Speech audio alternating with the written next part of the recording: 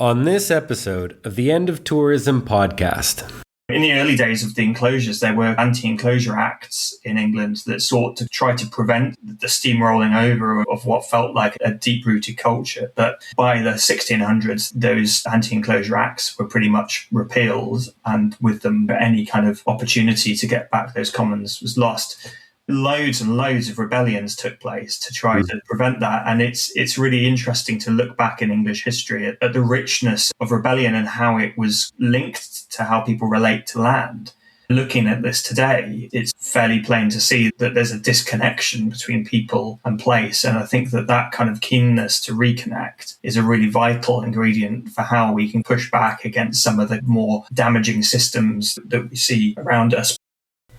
Welcome to the End of Tourism, conversations on wanderlust, exile, and radical hospitality.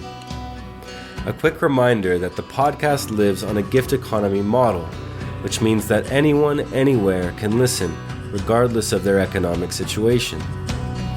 Your gift ensures it stays that way, free of advertisements and members-only paywalls. It allows me to devote a great deal of time to this project, to pay for the software and hardware that makes the podcast possible, as well as all of the production and post-production labor. In order to keep the project fed, you can subscribe by making monthly, annual, or one-time offerings at chris.welcome, where you'll also have access to my writing on these and other subjects including food culture, psychedelics, media ecology, and myth.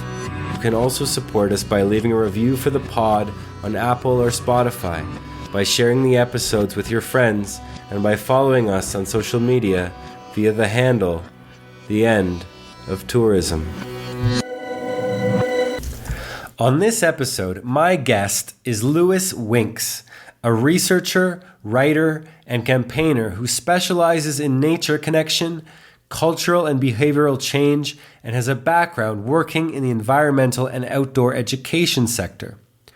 Lewis joins us on behalf of the Right to Roam campaign, as well as the Stars Are for Everyone campaign, the latter which he helped spearhead to defend wild camping rights on Dartmoor in Devon, southwest England.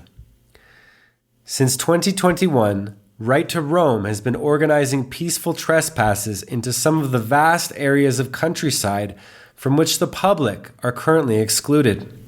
They follow the tried and tested access code which governs Scotland's right of responsible access, respecting privacy, crops, and nature, all while seeking to leave a positive trace and practising deep care for the natural world, a concept they call wild service. Their vision is of a future countryside in which people not only enjoy the physical, mental, and spiritual benefits of nature, but serve as its guardians too. This particular episode is dedicated to my mother and uncle and all those whom they come from in southwest England. Welcome, Lewis, to the End of Tourism podcast. Good to be here. Hello, Chris.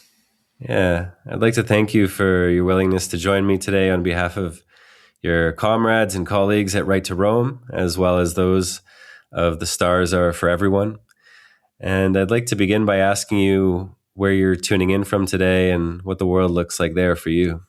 Well, I'm currently in South Devon, where I live, in the southwest of England. And I live in a town called Totnes, which is just on the edge of Dartmoor National Park.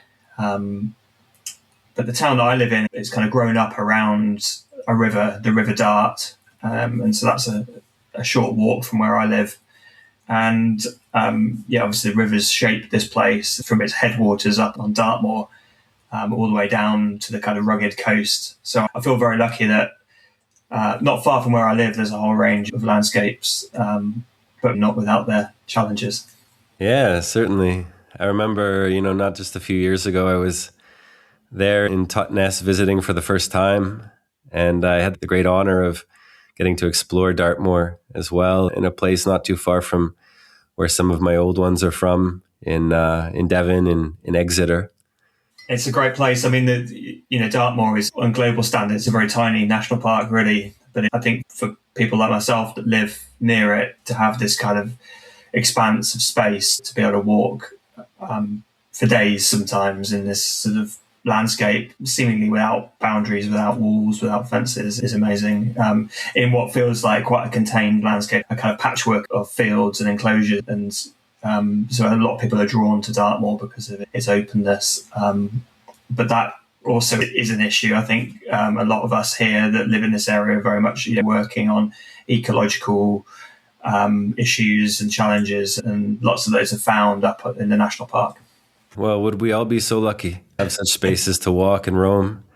On that point, I'd like to ask you if you'd be willing to offer our listeners a little bit about what your organization, the Right to Roam in the UK, does there, and your role in the organization.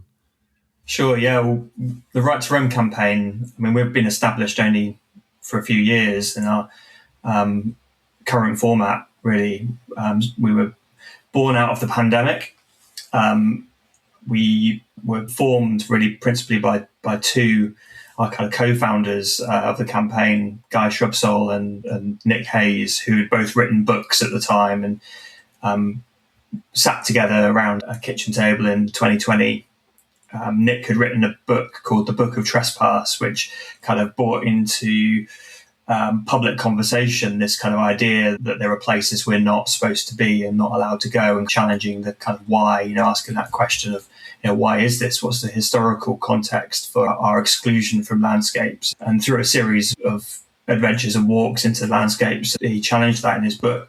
And it's an amazing primer, really, I think, for something that a lot of us take as a given, which is that, we live in the corridors really between these vast estates here in England and in Wales. And we're excluded from much of the land. And so, it was quite a game-changing book, really, to sort of start to question that kind of assumption that if you step off those narrow corridors, you're trespassing. And then, in the meantime, Guy had written a book called Who Owns England, asking questions of who does the land belong to, who owns the title deeds?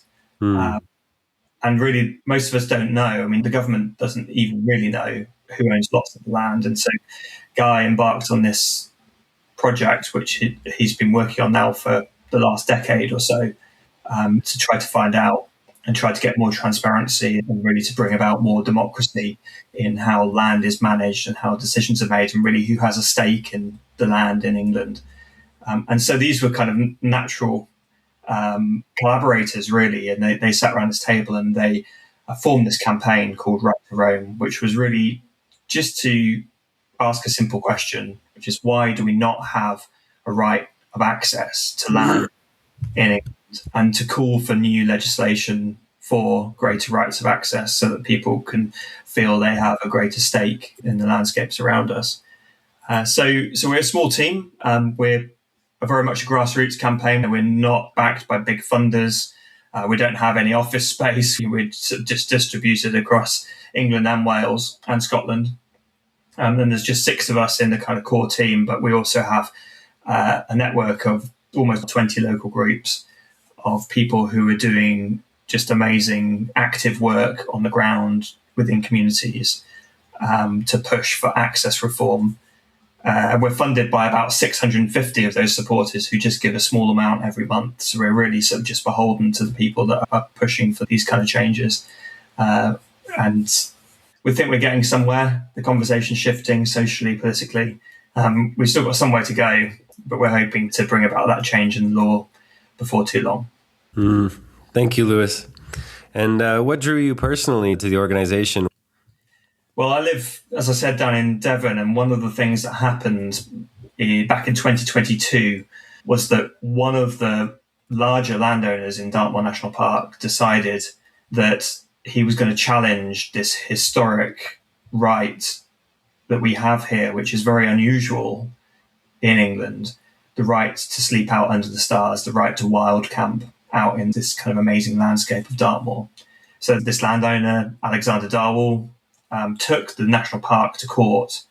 And I was one of a few people who got together in the early days of that court case and said, right, we need to campaign on this. We need to stand up for these historic customary rights that have existed here, that have given so many people these beautiful life-shaping experiences over generations, that he was trying to snuff them out. And so he thought, let's campaign on this. We set up a campaign called The Stars Are For Everyone to protect those rights, but also to kind of say, well, isn't it just mad that these rights only exist in this tiny corner of England? Shouldn't they exist also elsewhere? Our intention right from the beginning of that campaign was to transform a court case that was about defending a set of rights into something which was really about taking a giant leap forward and putting in place something much better for people in the future. And over the course of 3 years, that campaign was really dynamic, creative, brought together loads of people. We actually lost the right to wild camp in early 2023. The landowner was successful in overturning that right in the High Court. And just 1 week after that court decision, we got together with 3,500 people up on quite a remote part of Dartmoor, probably one of the biggest land rights protests that we've seen since the 1930s in England. Wow. And the voices of those people were really just, the ripples went out far and wide. We were sort of met with international support and interest. And politically overnight, it changed the conversation on access in England. And, really to fast forward to the present day, after 2 more court cases, including it being escalated to the Supreme Court, unanimously in the Supreme Court, the judges agreed that the case should never have been brought, and actually then were able to reassert those rights as they had already existed. And so not only have we got those rights back, we're now in a much better position, we think, to call for those rights elsewhere. And so my campaigning with the Right to Roam campaign really was kind of came out of this campaign for wild camping to sleep under the stars. Wow. I remember, I think that was probably the thing that really drew me for the first time to the organization and the work that you and your team are doing there in England. Was through the social media awareness that the storyteller Martin Shaw was bringing to that campaign. Really amazing. And so, I wish nothing but blessings upon your feet and your work. It's incredibly important and perhaps a kind of pioneering way of bringing this kind of organizing and this kind of awareness to other places in the world where such access is also needed. But before we dig in too deeply into that work, I'd like to perhaps offer a little bit of context for our listeners in terms of the history of access in the UK to what is often referred to as the commons. And so I'm wondering if you would be willing to offer a bit of historical background about what we mean when we talk about, quote, the commons in the English language and the history of the enclosures of the commons that for English people is a kind of history that is all too well known, but for the rest of the world might be obscure. Well, sure. The commons, I think it's fair to say that a lot of people in England, really, this is not part of our lexicon and our understanding of the land. And I think that demonstrates really just how effective the loss of commons have been here, is that there's not a broad understanding of what they were or what they are. But the commons really are, we're talking about a form of governance, a form of collective stewardship and governance for a place. They transcend ownership. Commons are about how we relate to a place and the rights that go with that place. And so if we look at kind of property rights today, often those property rights exclude anybody who doesn't have their name on the title deed of the property. But yet that's not always been the case. And certainly, we can still see today in England and elsewhere globally systems that acknowledge rights of others and not just humans, but also kind of more than human rights. So in England, if you've gone back to the 1500s, half of England thereabouts, it's difficult to be precise with this, would have had some form of common property understanding or kind of tapestry of rights that went with it. And that might have been rights to take firewood and fuel from land, to dig peat, to graze animals, to put your pigs out to pannage for acorns. And these rights would have been particular to the landscapes that they were in. So commoning rights were not the same everywhere. They were responsive to the wider kind of contexts. And today that figure is more like 3% of England. So the diminishment of the commons in England has been part of our history here, and also part of the history which has affected almost the entire globe as well through colonial activities. But in England, really, this kind of experiment in sort of uprooting and unearthing cultures that are deeply tied to the land was almost entirely effective at removing people's stake in land and in shoring up the rights of property owners. So our commons, as they did exist, were fundamental to communities, were fundamental to how people sought to make a living. But also there were other things within that, because commoning was about being on land that you didn't own. So with that came other things which perhaps were taken for granted, which today we might call recreation, being idle under a tree, watching the sunset and having those kind of experiences that now we've kind of partitioned them off and put them into national parks and kind of put them in our holiday time, and things we might do, when we're on vacation or tourists, but actually, for commoners, presumably people were spending their time with the pigs out to pannage, thinking about other things in conversation, meeting their neighbours under trees, doing things which were convivial. And so the erasure of the commons in England and the enclosure acts, which sort of set about to diminish the commons and put them more firmly into private ownership, was also about a loss of community and people's stake in landscapes, and also their ability to kind of relate to one another. But I should say as well that this obviously was very intentional. This was about looking at landscape through a kind of lens of a particular form of extraction to take money from the land. It was also about control. It was about taking people, who through that particular lens of industrialization were seen to be kind of laborers. Their worth was kind of in the factories, was not out on the land. And through mechanization as well, obviously this was accelerated. In the early days of the enclosures, there were anti-enclosure acts in England that sought to try to prevent some of the steamrolling over of what felt like a kind of a deep-rooted culture. But by the 1600s, those anti-enclosure acts were pretty much repealed, and with them any kind of opportunity to get back those commons was lost. Loads and loads of rebellions took place to try to prevent that, and it's really interesting to look back in English history at the richness of rebellion and how it was kind of linked to how people relate to land. Looking at this today, it's sort of fairly plain to see that there's a disconnection between people and place. And I think that kind of keenness to reconnect is a really vital ingredient for how we can kind of push back against some of the more damaging systems that we see around us. But, people were rioting against the loss of rights to be able to put pigs out amongst woods that were being enclosed for, the private law's hunting rights. And there were many, many rebellions which took place, by poachers, by people that were kind of deemed to be poachers who were kind of subject to some of the most harsh laws against them. And actually a lot of the way in which criminality is portrayed now in England comes directly from the fact that they were trying to clamp down on how property was being challenged by people that had been dispossessed from something that was seen as a common good.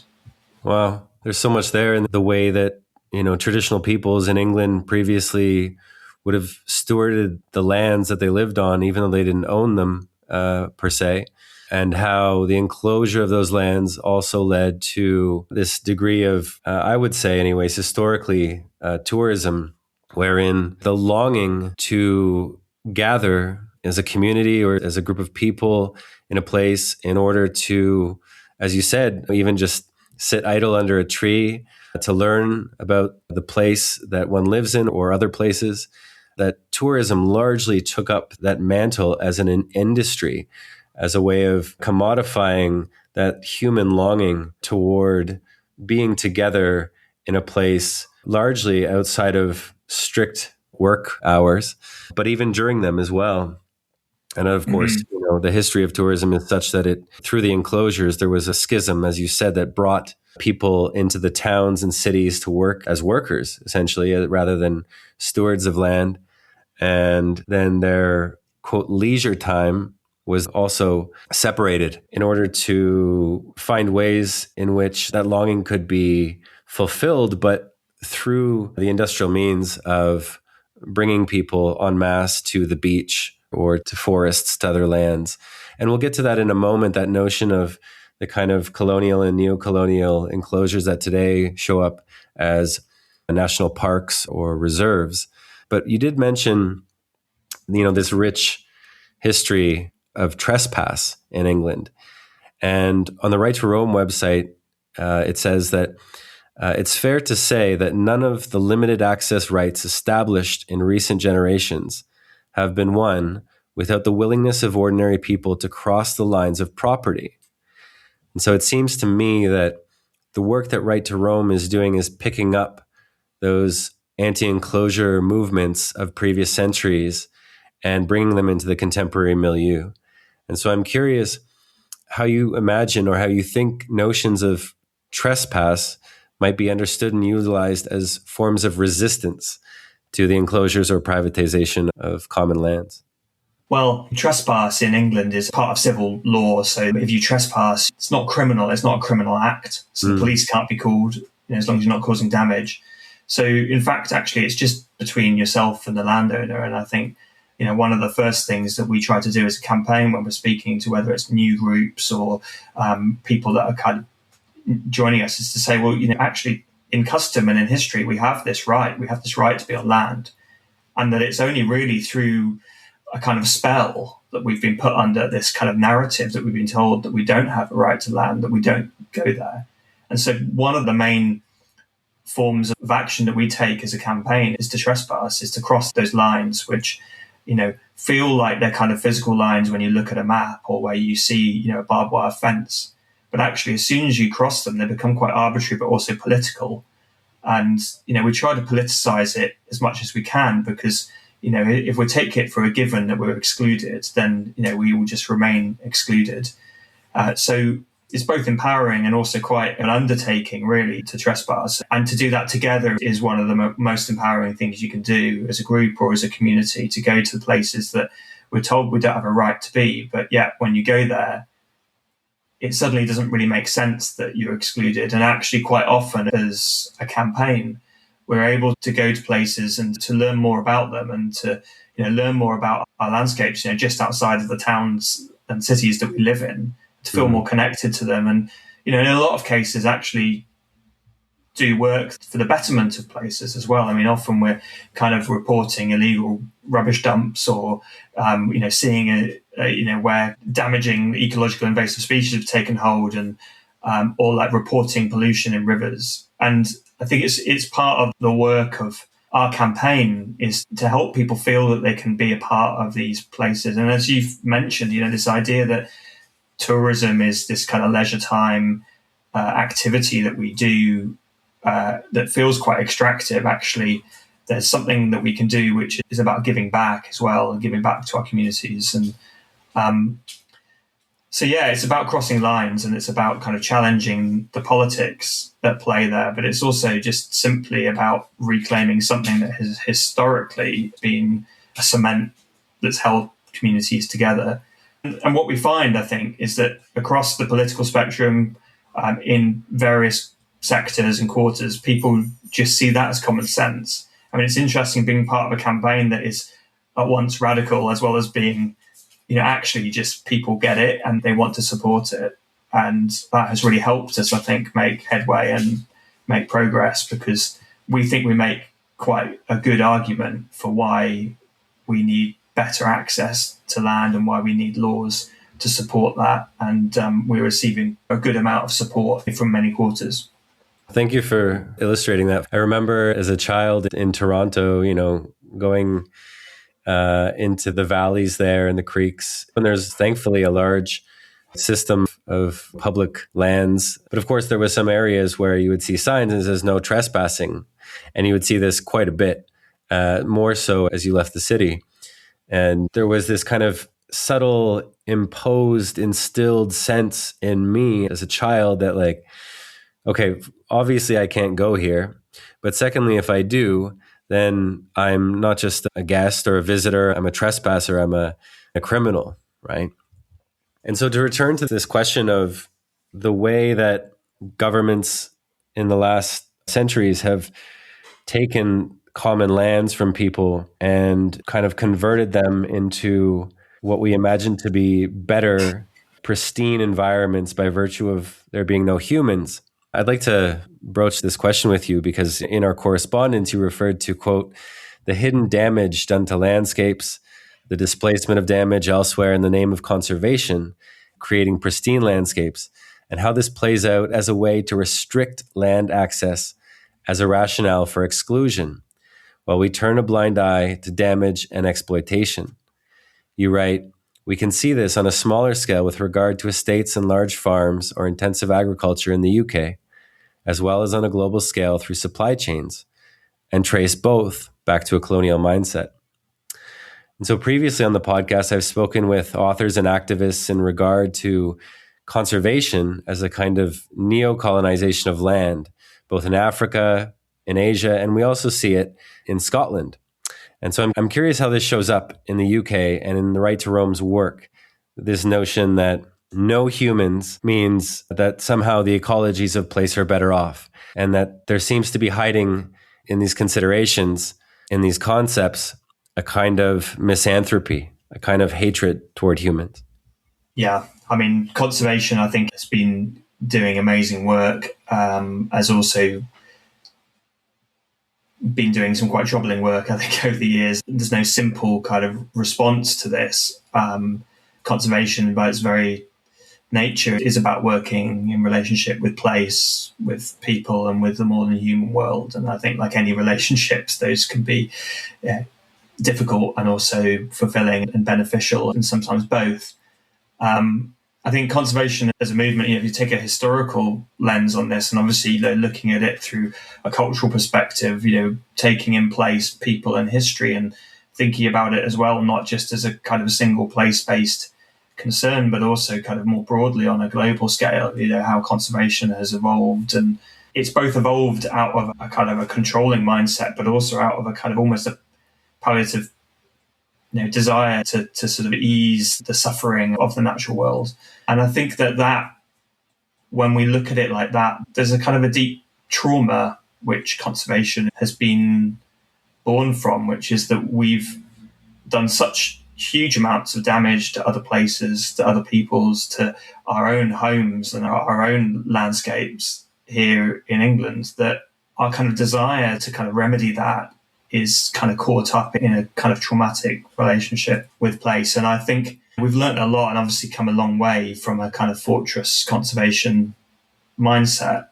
But I think the kind of the misanthropy which has been present in conservation still comes through sometimes. I mean, we work as a campaign with so many amazing people working on the forefront of conservation, who are working very hard to try to sort of transform and challenge the sector that they are working within.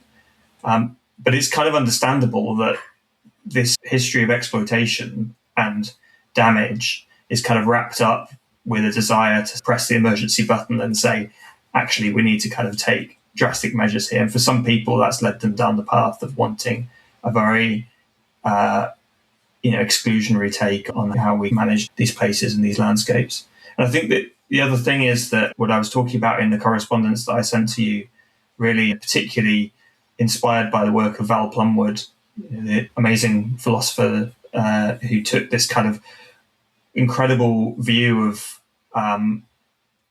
conservation and linked it to what she called shadow places. The idea that actually for every time that we create one of these kind of islands of pristine habitat, whether it's through exclusion or whether it's through management planning and whatever else, actually there's a whole world of things that we displace and we neglect to see. And we see that with our national parks here in England. I think it's interesting that Dartmoor, my nearest national park, is actually, historically, it's a very managed and very industrial landscape. Yet it's kind of like held up and revered as a place of ecological tranquility. I mean, it's actually in quite a damaged state. But we see it more broadly as well. We can see it through our supply chains in England and through, food security, or what we might call food security, by basically exploiting other places. The minerals we use, the resources that we use, so many of them come from landscapes that don't have the same protections that we're sort of overlaying onto landscapes here in England. So I think that, it's a complex question. I think the fact that we are dealing with the kind of the fallout of empire and the colonialization of other places and our exploitation of them, leads us back to this sort of issue of actually how do we repair our relationship with land, with people? How do we come to this through a lens of a collaboration between people and place that's not about this is for nature, this is for people? And I think one of the most concerning things I've seen happening in recent years is this sort of resurgence of a neo-capitalist economy in the countryside that's sort of operating under the guise of wanting to protect, but actually is about excluding communities and excluding people. And some of the most amazing work that's happening in England and Wales on rewilding is about including people and ensuring that there is a joined up approach between people, place, and ecology. Thank you, Lewis. Your professional background prior to working with Right to Roam was in outdoor and environmental education. And so I imagine that such work kind of flows fairly easily into raising awareness for public access to the commons. But it also seems to me that the contemporary and commonplace relationships between people and the commons run through the government in the form of laws and regulations. And you write, there are things you can do on public lands, and there are things you will get fined or arrested for. And so a system based on allowances and punishment, a system of, quote, rights, but rights do not necessarily breed responsibility. And it can be argued that rights can undermine responsibility, both on personal and collective levels. A central question that arises in the debate as to whether to repeal these prohibitions on access is that a people growing up in a culture of enclosure and hypermobility, such as most urban people do these days, tend to have no personal or peripheral example of what worthy stewardship looks like. And so I'm curious, how does the Right to Roam team and perhaps other authors and activists you've come across contend with this notion? There's mention on your website of the ability of people to offer wild service. And I'm curious what this means in the context of rights and responsibilities. Well, I don't think that rights necessarily undermine responsibilities. I think badly designed rights can. But I think that in a meaningful way, rights can give people a stake. They can really say to people, actually, this is something which belongs to you and that's worth defending. If people are only experiencing the countryside through prohibition, then clearly that's going to lead to a form of feelings of unwelcome. And I think that kind of relationship with the countryside is damaging, and particularly I think it damages the ideas of trust and our sense that we can actually learn to care for these places. And, that's deep set within the culture, I think, that we're part of. And one of the things, as you've highlighted, this challenge really, which is also an opportunity, is for education. And, not only do we have these very exclusionary laws which prohibit us from accessing so much land. I mean, we're talking about, we only have access to 8% of England and about 3% of our rivers. These places also only exist in particular parts of England and Wales. So there are vast parts of the country where the countryside might as well just be wallpaper. And so for so many people, access it is a kind of an academic exercise, this idea that, you might be able to access, or if you have a car, you can drive to a place. So I think there's a lot of work to be done to give people the experiences that really then build up that kind of culture of care, which I think, or stewardship, is the word that you used. Getting those laws in place, getting the Right to Roam legislation that we're after is the first step on the ladder. And then the next step is maybe something like, how do we put in place those systems of infrastructure and support which we need to actually see more people in the countryside? And some of those things might be about, how do we get more school kids out I mean, even here near Dartmoor, the only place in England where you can sleep out under the stars, most of the kids in this area won't have had that experience and probably will never have that experience. So how do we remedy things like that? How do we support schools to do more of that? How do we get more of our education systems, both formal and informal education systems, to embrace a culture of access?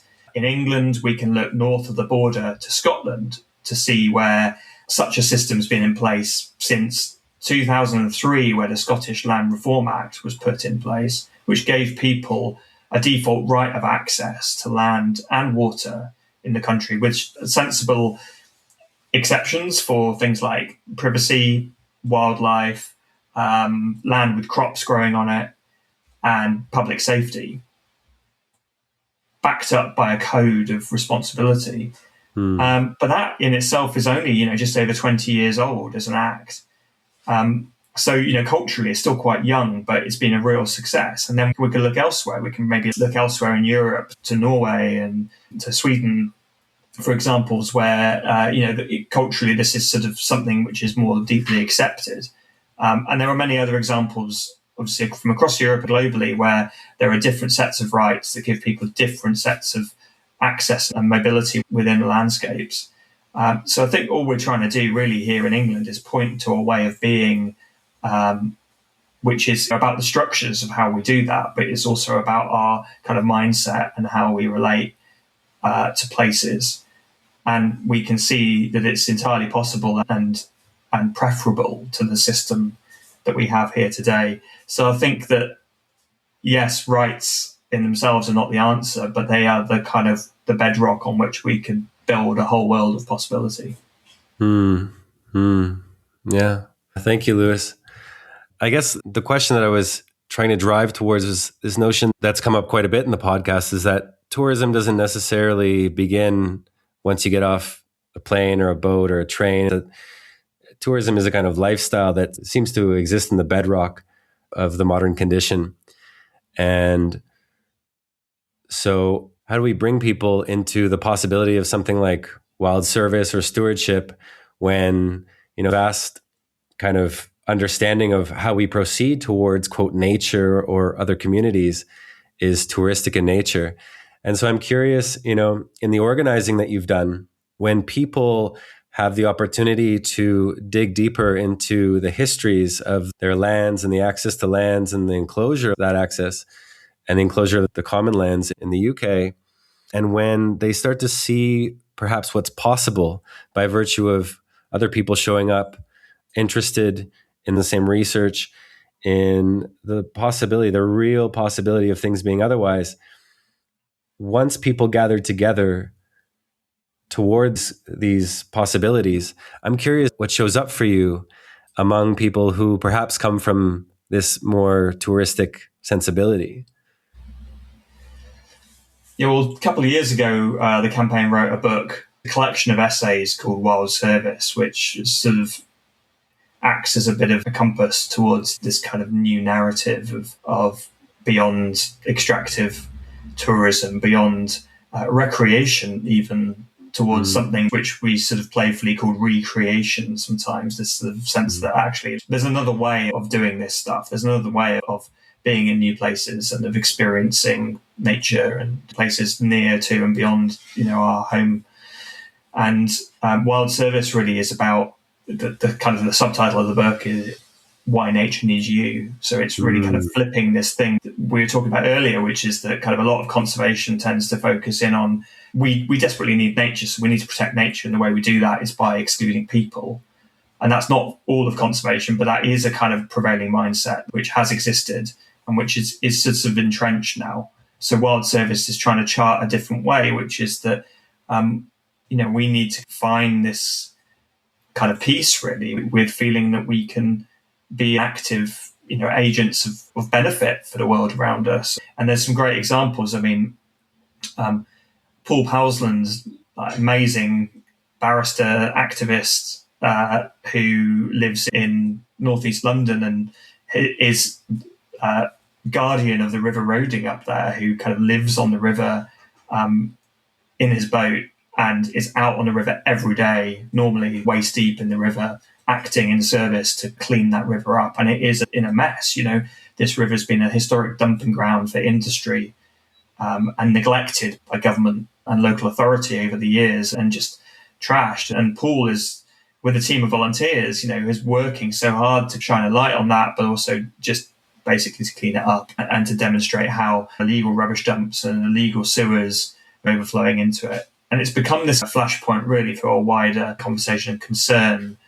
And there are many other examples where, on the River Wye, for example, on the border between Wales and England, where one of the first rivers really to have its kind of legal rights asserted in England through the action of communities. And we're talking about wild swimmers and anglers and kayakers and people who kind of out on the river. And I think it's no coincidence that the River Wye is also one of the only rivers in England where there is a legal right of access to swim and to connect with the river, and that people have seen it in their gift really to then act on behalf of the river.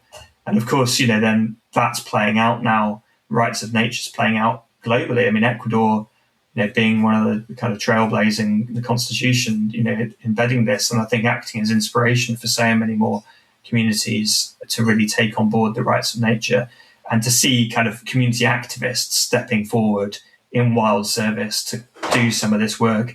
And in cases like Paul, often trespassing whilst they're doing it.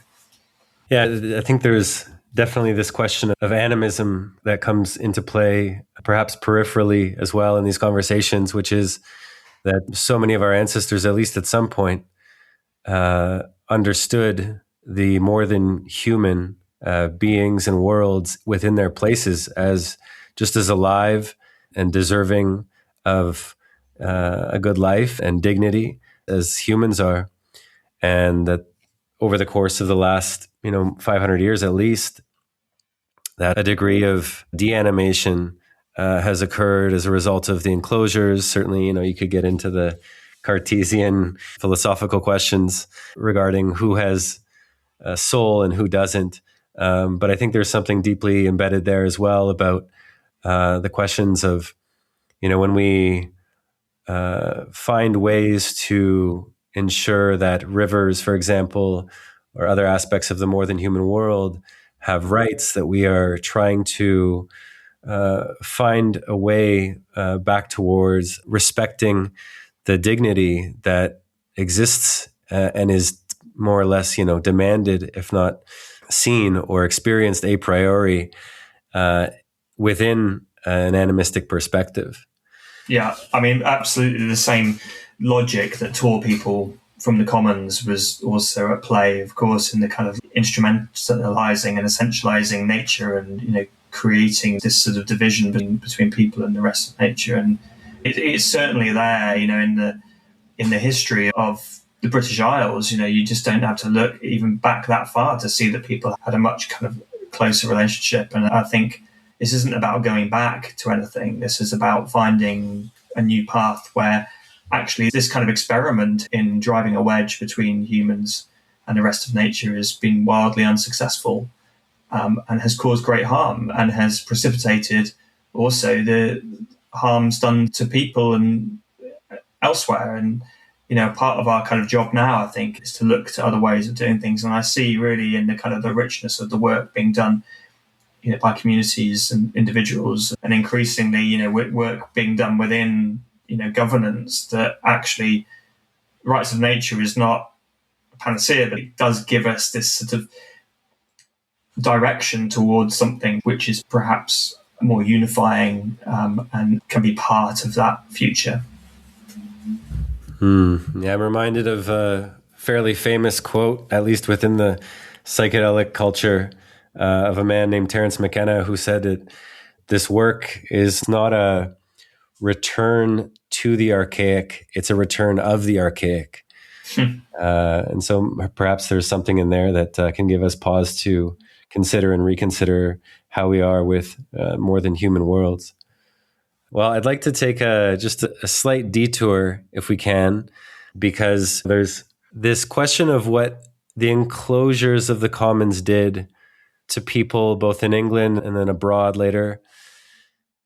And, a lot of it has to do with the human relationship to nature, to more than human worlds.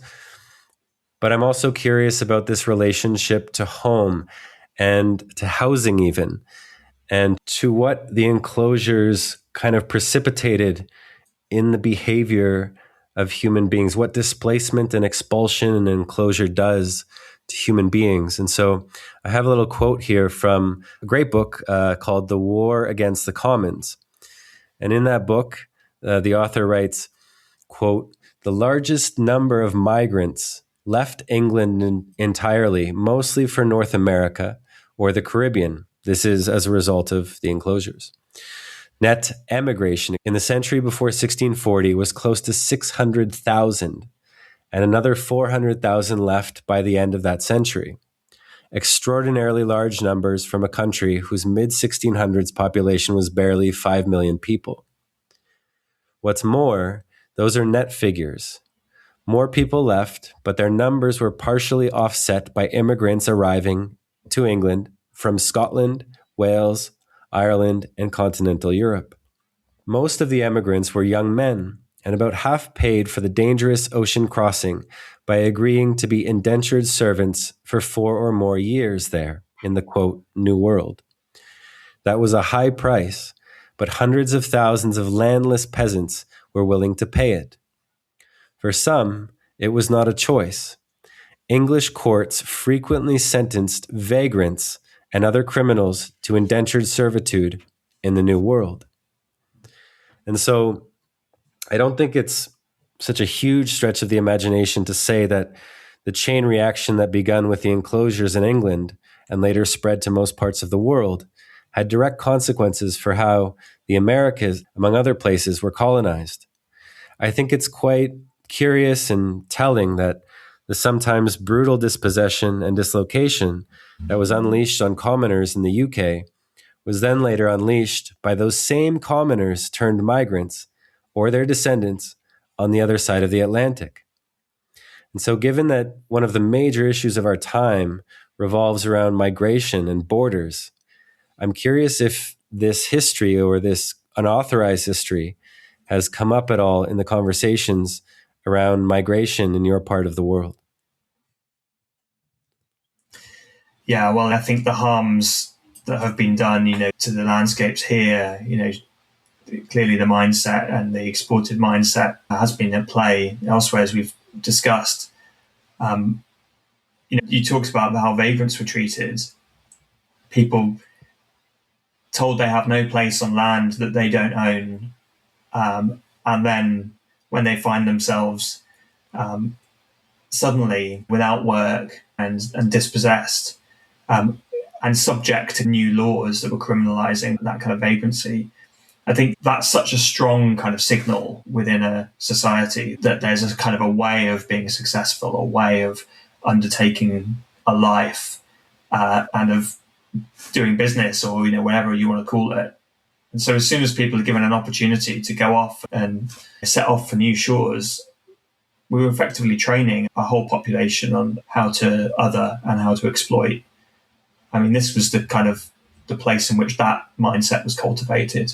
And, people, I think what I always come back to whenever I'm reading about, enclosures in the commons, is that people were resisting as well. And I think, the levelers, the amazing campaigning done by the levelers who took up arms and really resisted the kind of the modern enclosures and the idea of landlordism, that only landowners should have kind of broad sets of rights, including the right to vote. That people were resisting this all at every step of the way.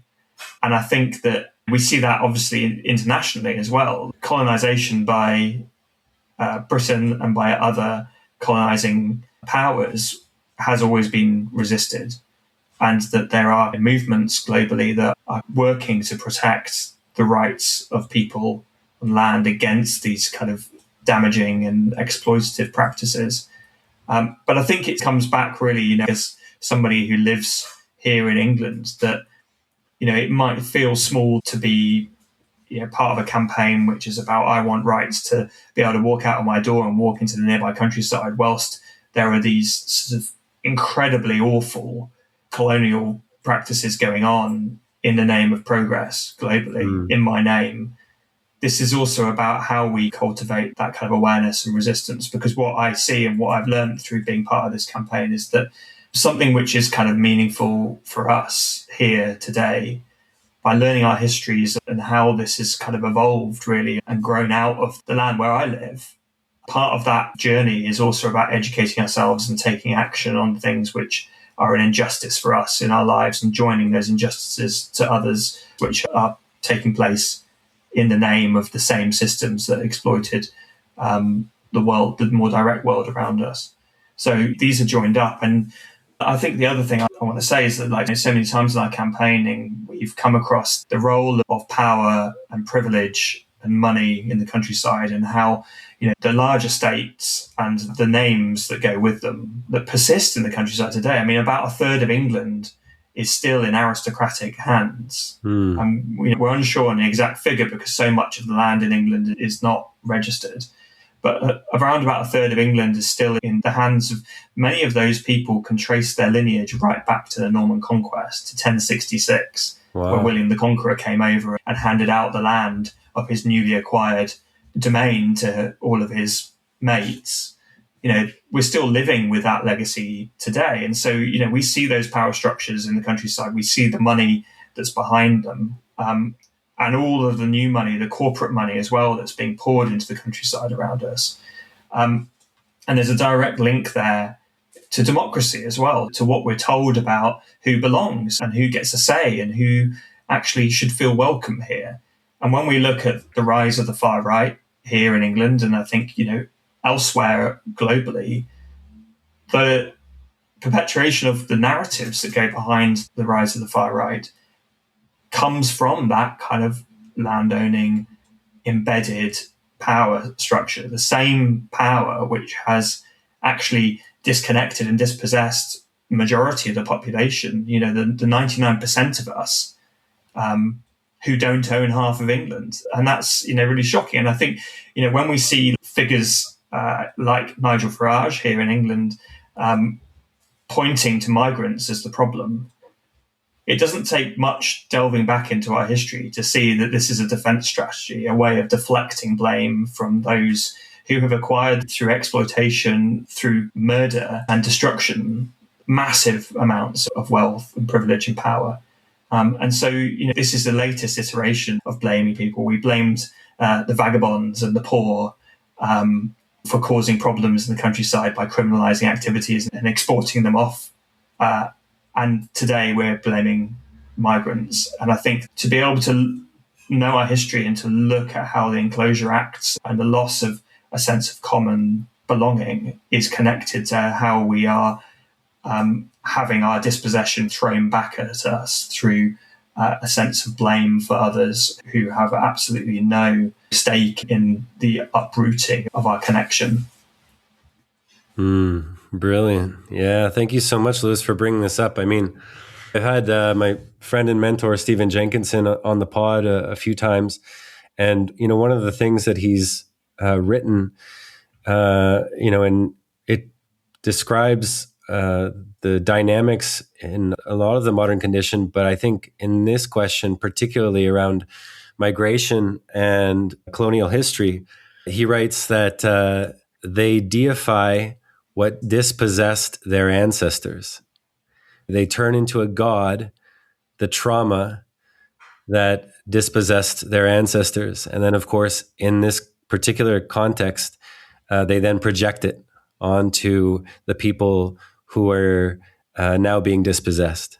I mean, we see this logic also play out in other smaller ways, I think, in the countryside in England. Like, for example, massive running battles and riots to protect fenland, the fenlands of the east of England from being drained and improved.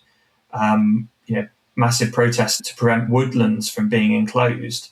But today, we'll see everyday public who don't have any ownership of those lands, protecting this kind of sense of industrial improvement.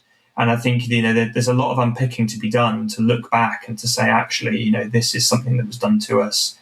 And that with that, we lost our rights. And also now, one of the biggest kind of parlor tricks really of that whole system has been for us then to blame each other. Yeah, I mean, I see it on a smaller scale as well in terms of landlordism and rent. I mean, I had an interview a few months ago, and we brought up the question of rent, which surely existed before the enclosure of the commons, but has become a staple, a normalized aspect of modern life. And it's become that rent has become so normalized that no one questions the kind of wage and rent slavery that we're born into in this late capitalist context. And therefore, there's no need to imagine our relationships with home or house or housing or land being any different. And as you mentioned, how the enclosures created this kind of notion, perhaps, among people in England in the previous 100 years, and then, of course, exported elsewhere, that the root of enclosures and the different forms that they take or can take in the world are the recipe for a quote, better life, right? And so I see that as well as a kind of historical extension of the enclosures, this notion that it's just the way it is, and you just have to pay your rent, and there's no questioning the dynamics of private property. And if you don't like it, just submit or become a landlord yourself. Well, one of the interesting things I think that happened again in Scotland was that in 2003, that Land Reform Act, which came in and, which I've mentioned as being the act which brought about the Scottish right to roam as we know it today, actually that was almost a kind of footnote to the wider act. And one of the main things that it brought about was for people to have a right to buy, for communities to have a right to buy. And one of the big transformations in Scotland in recent years has been communities being able to buy up parts of whole estates and even sometimes whole islands. And so the Isle of Egg was one of the first examples, but now there's many, many more across Scotland where communities are starting to take literal ownership of places. And with that, obviously comes things like rent controls and responsibility and accountability between each other within communities. And so, looking at it through that lens, where people have a greater stake in landscapes that they literally own or have a stake in, there's, many, many outcomes in terms of nature conservation and public access and wider sense of responsibility, which can kind of spill over. And, it's not without problems. I mean, of course, there's still issues in Scotland, with estates and, large faceless landlords extracting massive amounts of extortionate rent from people. That's, of course, still happening. One of the things that we see in England, and I think is maybe a bit of a kind of telling contrast to that, is that in the last year, we've seen two large estates, and there's probably been many more, but two that have come up on our radar, really, that have held in properties. So one of them down in Dorset, a kind of neighbouring county to where I live, had 32 houses, sensibly affordable dwellings for people to live in the countryside, which is hard to come by, actually. In some parts of rural England, it's really hard to live affordably in the countryside. So, people that have been there for generations saw an estate that had been held by the same family for 7 generations suddenly bought by a faceless corporation on behalf of an anonymous absentee landowner. And suddenly, overnight, the community was hit with kind of massive amounts of uncertainty. People worried about evictions or rents going up. And the same things happened just down the road from us when an estate owned by the royal family suddenly put up for sale, and suddenly tenant farmers, people that had this kind of certainty that actually this has been owned by the royal family since the 1300s, now is being put up for sale. And, from that point of view, the person selling it just looks at it like a set of assets that can be sold off. And I think what I would love is for in England for us to have a community right to buy. So when things like that happen, then actually communities get this kind of first refusal. So, landlordism and ownership patterns that are linked to the distortion that's going on is deeply connected to rights of access, because the golden thread that links all of those is a right to belong. And without that kind of certainty that you can call a place home without being evicted or without being told that you can get to your kind of favourite river swimming spot for me, those two things are deeply related, and they point to the need for something much more robust for people who so desperately need it, who don't have the means to buy land themselves. Yeah. Thank you, Lewis. I'm grateful for this work that you do with the Right to Roam, and hopefully, as the movement grows, there will be an opportunity for perhaps seemingly disparate movements or campaigns to join in this way and to recognize their mutual goals. And so I'm curious, I'd love to ask you about how this shows up on a broader spectrum and a global spectrum in terms of the right to roam, in terms of access to land and the campaigns and movements that are happening, not just in England, but elsewhere, beyond the Isles and perhaps beyond Europe. And so I'm curious what kind of similar movements or campaigns might be happening in other countries or continents for which there might be solidarity between the fight for the commons in the UK and the fight for the commons elsewhere. Well, land, it literally underpins everything, really. I mean, we see so many campaigns and injustices, which obviously are linked to land and the right to belong and the right to be. And land justice globally, there's so much international solidarity. Our work today, is very much about drawing those threads and remaining kind of focused on what we need to do. But we can see sort of the parallels elsewhere. And, people that we campaign with are also involved in international campaigning with Survival International, for example, doing amazing work to support the rights of Indigenous peoples and rights to land globally. And the International Land Coalition, the work that they're doing, a lot of which is in South America. And we talked already about rights of nature movement and seeing lots of that kind of showing up, and the rights of nature in the Constitution of Ecuador is, as I've already said, been a massive inspiration for that movement now in the UK. And obviously in the majority of Latin America countries, this is a really present challenge, and it's highly contested. I was speaking with a group from Dalhousie University in Canada as well recently about the kind of the rights to the coastline up there, and how even in North American countries there are like these challenges because of the development of coastlines, and not just coastlines but also private property rights, which excludes people to perhaps a more extreme extent than we have here in England. I was always struck by how in the United States, the Right to Roam campaign is sort of, I think people are just bewildered by like, what is this kind of campaign? Because the rights of property are so sacrosanct, and the rights of property and the right to exclude, with the exception of the national park. So, we see these interesting challenges coming up, and, international solidarity with people in all sorts of different contexts. I was really interested by the conversation that you were having with Devon Taylor on this podcast about the rights to the coast, for example, in Jamaica as well, and how that is absolutely linked to the exploitation of Jamaica and of people.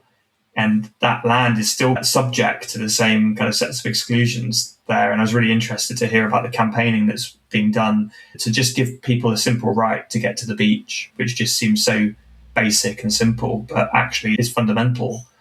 And so, I'm really gladdened and also shocked by what's happening there. And particularly if you contrast it to a place like Barbados, where right to the coast, to see just what's possible with campaigning and with political will, actually, you can see that these things are winnable, and that they're winnable because of people like Devon doing that kind of work. So yeah, our work's very much focused on England and what we can achieve within this Parliament. We basically want to finish what we're doing and then carry on with the wider work that we're all also interested in doing, and get this law to change as our kind of like tiny puzzle piece in the wider tapestry of land justice globally. Well, may it be that the people who listen to this and who find their way towards the Right to Roam's work join up and remember, the histories that have led us to this point, and the people like yourself who are working to reconcile as you said, what's been done historically in your name or in your names. And it's been, a blessing to have you on the pod, Lewis, to be able to both historically and contemporaneously bring together a lot of the threads that a lot of other podcast guests in the past have spoken to, threads that bring us to a degree of source or historical origin in terms of how these enclosures came to be, and of course, how people like yourself in the place that they began are working for their proper subversion. And so on behalf of our listeners, Lewis, I'd like to thank you for joining me today, for being willing to speak to these issues, these very complex issues. And I'm, of course, grateful that you're digging into the complexities in the way that you do. It's a great honor. And finally, I'd like to ask you, how might our listeners find out more about the Right to Roam and its campaigns?